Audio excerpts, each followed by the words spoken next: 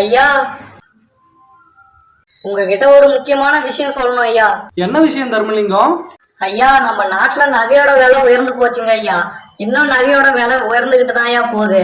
ஆனா நம்ம விவசாயிக்கு விலைவாசி ஏற மாட்டேங்குது ஐயா. அவங்களோட பொருளை விற்கத்தும் இல்லைங்க ஐயா. அவங்களுக்கு முன்னுரிமை கொடுக்கணுங்க ஐயா.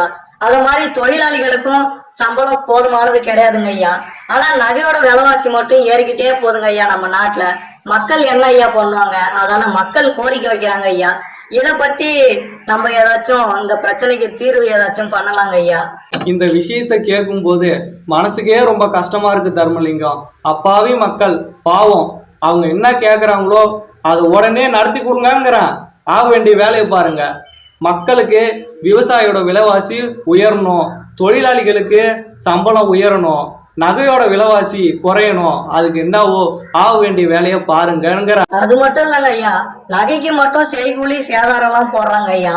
ஆனா அந்த விவசாயிங்க எவ்வளவோ ஏறு ஓட்டி பாடுபட்டு உரம் போட்டு அதுக்கு மருந்து அடிச்சு அதை பராமரிச்சு எவ்வளவோ கஷ்டப்பட்டு அவங்க ரத்தத்தை வேர்வையா சிந்தி அவ்வளவும் உழைக்கிறாங்க ஐயா. அவங்களுக்கு ஒரு செய்கூலி சேதாரம் எதுவுமே கிடையாதுங்க ஐயா. இத பத்தி நீங்க ஏதாச்சும் முயற்சி பண்ணலாங்க ஐயா. நமக்காக ரத்தத்தை வேர்வையா சிந்தி உழைக்கிற அந்த விவசாயிகளோட கஷ்டத்தை தீர்த்து வைக்கணுங்கிறான். உடனே அதுக்கு ஏற்பாடு பண்ணுங்கிறான்.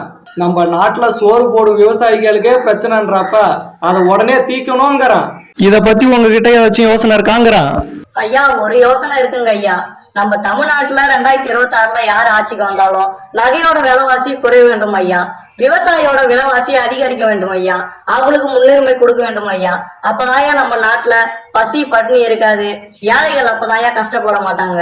அப்படியே ஆகட்டும்ங்கிறான். ரொம்ப நன்றிங்க ஐயா. அப்பாவி மக்கள் பாவம், இந்த மக்களோட கஷ்டம்லாம் என்னைக்குதான் தீரப்போதோ.